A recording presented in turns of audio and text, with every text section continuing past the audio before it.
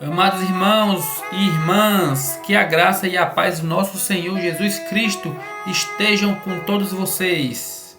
Eu me chamo Irmão Renan e eu quero hoje meditar com vocês sobre um tema de profunda relevância para os nossos dias: a crescente incredulidade entre os jovens, um desafio que nos chama à reflexão, à oração e à ação. Vivemos tempos em que a fé é constantemente desafiada. Como nos alerta a introdução de um livro que li, chamado As Provas da Existência de Deus, onde se afirma que nunca a fé foi tão desafiada pelos céticos e materialistas como hoje está sendo. Para compreendermos a incredulidade que permeia, por exemplo, a juventude atual, precisamos analisar as suas raízes, que se aprofundam em três terrenos principais: o intelectual, o social e o emocional.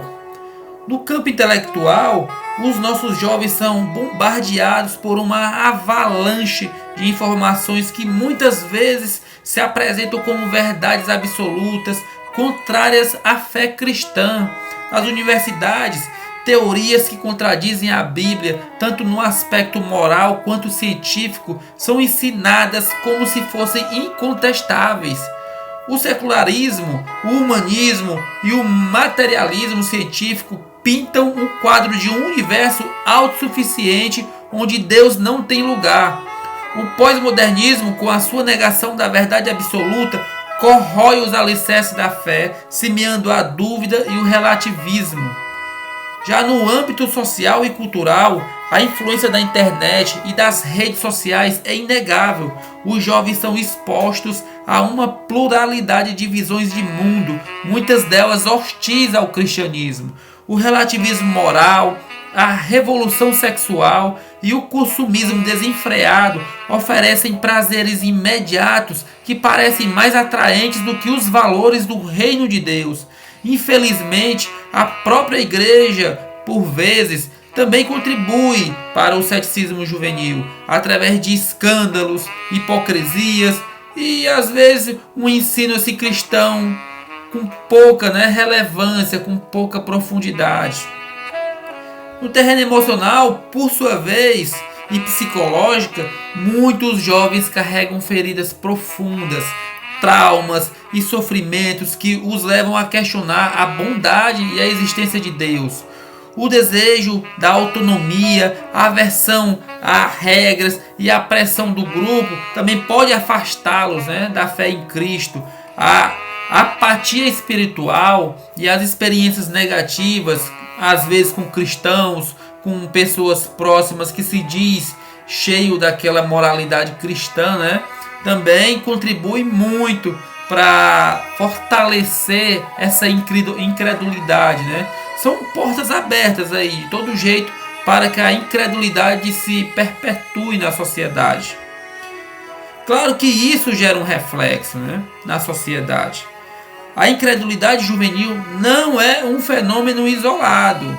Os seus reflexos se espalham realmente por toda a sociedade, como ondas que se propagam a partir de uma pedra lançada num lago, por exemplo.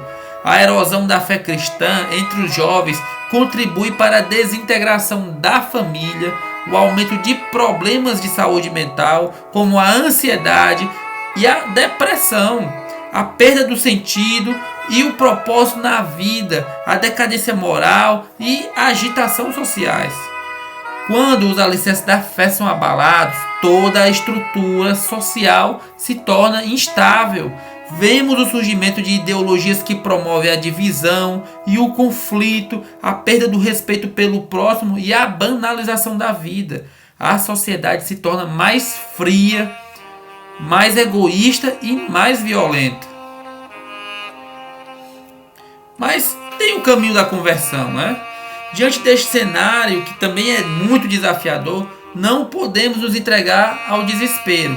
A palavra de Deus nos oferece a esperança e a direção para alcançarmos os corações dos nossos jovens. O caminho da conversão passa por três vias principais. Ao meu ver, são a apologética, a vivência autêntica do Evangelho e a proclamação da palavra de Deus. O que seria apologética? Apologética é a defesa racional da fé. A gente não pode ter medo de dialogar com as dúvidas e os questionamentos dos jovens. A fé cristã não é irracional, como nos mostra esse mesmo livro, A Prova da Existência de Deus. Temos argumentos sólidos para defender a existência de Deus, a historicidade de Jesus e a confiabilidade das Escrituras. Devemos nos equipar para apresentar as evidências da nossa fé de forma clara, lógica e respeitosa. A apologética não é um fim em si mesma, mas é uma ferramenta para remover os obstáculos intelectuais que impedem os jovens de se abrirem para o Evangelho. Muitos cristãos pensam que a apologética é um debate intelectual, onde uma batalha ali foi travada, né? E aí a gente vai com a nossa certeza esmagar os que a gente, dentro desse contexto apologético, considera errado. Mas a Escritura nos ensina algo profundamente diferente. A base bíblica para toda apologética se encontra em 1 Pedro 3,15. Antes, santificai a Cristo como Senhor em vosso coração e estais sempre preparados para responder com mansidão e temor a qualquer que vos pedir a razão da esperança que há em vós. Então, com base nesse versículo bíblico, a gente entende que é preciso ter mansidão. Isso não é fraqueza. No grego, descreve uma força sob controle e atitude de Jesus. É o oposto da arrogância intelectual. Você pode ter todos os argumentos corretos, como os encontrados no livro da existência de Deus, né, das provas da existência de Deus. Mas se os entregar com arrogância, você não está defendendo a fé, está defendendo o seu próprio ego. Já o temor, o que não significa ter medo da pessoa com quem você está falando, significa ter reverência por Deus e, por extensão, um profundo respeito pela pessoa que Ele criou, mesmo que ela esteja perdida e às vezes até hostil. Então, como é que a gente pratica isso no dia a dia? A gente pode praticar da seguinte maneira. Tem, por exemplo, pode abordar com a psicologia, né, da escuta ativa, o coração antes da mente. Como um conselheiro, a gente deve considerar da seguinte maneira as abordagens, né? Muitas vezes uma pergunta assim que parece um desafio intelectual, como, por exemplo, um Deus bom pode permitir o mal? Na verdade, às vezes, não é nenhuma pergunta, é uma expressão de dor. O jovem pode ter sofrido um trauma, perdido alguém ou está lutando contra a depressão. Se você responder a dor dele com um argumento lógico e frio, você pode até ganhar o argumento, mas infelizmente pode levar o menino a perder a alma. Agora, na prática, a gente não deve interromper, deve fazer perguntas, claro, né? Isso é uma pergunta muito profunda. A gente poderia afirmar, né? Se uma pessoa viesse, como Deus é bom e permite que pessoas sofram, né? A gente pode considerar, olha, isso é uma pergunta muito profunda. Por que você está perguntando isso? O que te levou a pensar sobre isso? Aí, em muitas situações, você vai se surpreender ao ver que aquela muralha de defesa cai. Simples assim. A pessoa se sente ouvida, respeitada e até valorizada, né?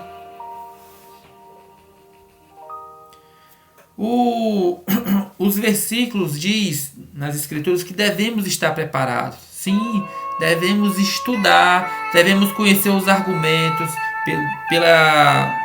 sobre a existência de Deus, livros históricos, né? Com base na cosmologia, na teologia, na moral. E com esse arsenal, tendo toda essa confiabilidade histórica dos evangelhos e as respostas às contradições bíblicas, que é mais que a obrigação de um cristão, a gente deve buscar também na exegese, né, de textos um pouco mais difíceis da Bíblia. Então, na prática, de fato, é conhecer a sua fé. Mas, ao invés de despejar todo o nosso conhecimento de uma vez numa pessoa que está ali duvidosa, questionadora e até hostil, a gente deve usar a mensagem cristã e os conhecimentos como ferramentas. Se o problema é um prego solto, por exemplo, a gente não vai usar um serrote, né? Não vai usar uma marreta. Se a dúvida é sobre a ciência, usamos argumentos teológicos, né? A gente pode alegar o design inteligente, né? Que é uma teoria muito sofisticada e bonita para se levantar, né? Numa questão de dúvidas, né?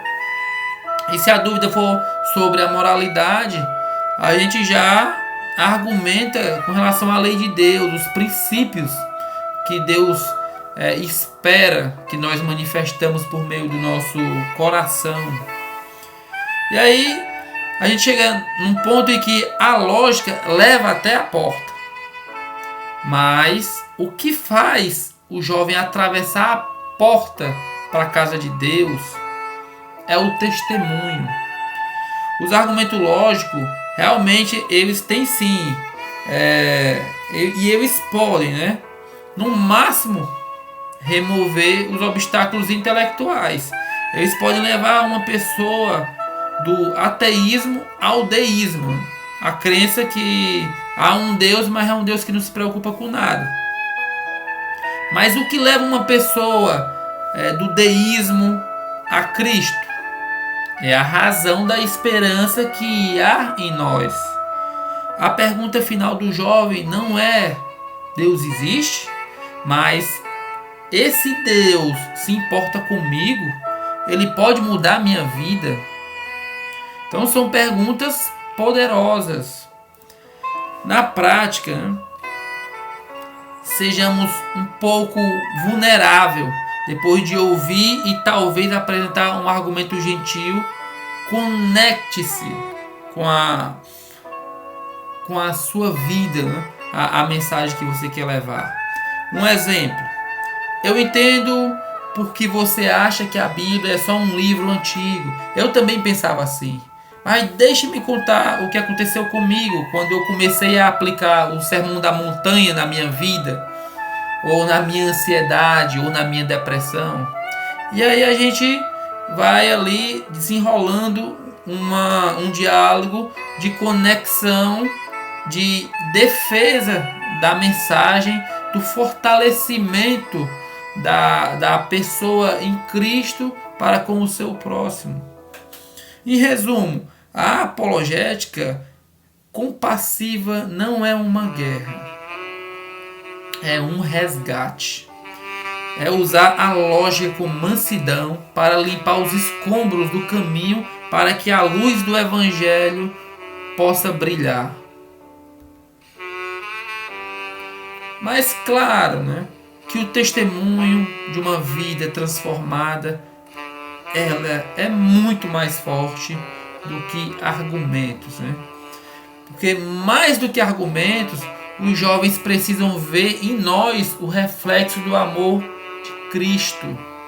A nossa vida deve ser um sermão vivo, uma carta de Cristo escrita não com tinta, mas com o Espírito do Deus vivo.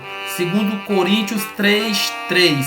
A autenticidade, a humildade, o amor, a compaixão e o serviço ao próximo são os argumentos mais poderosos que podemos apresentar. Uma comunidade cristã acolhedora, onde os jovens se sintam amados e aceitos, é um terreno fértil para o florescimento da fé. Um outro ponto fundamental, indispensável, é a pregação fiel da palavra de Deus. Nunca devemos nos envergonhar do Evangelho, pois é o poder de Deus para a salvação de todo aquele que crê. Romanos 1,16. A mensagem da cruz, da ressurreição e da graça de Deus tem o poder de transformar vidas. Precisamos, na verdade, pregar a palavra de Deus com fidelidade, clareza e paixão, mostrando aos jovens a sua relevância para os seus anseios, medos e esperança. A pregação expositiva, que abre as escrituras e as explica versículo por versículo, é uma ferramenta poderosa para nutrir a fé e dissipar dúvidas.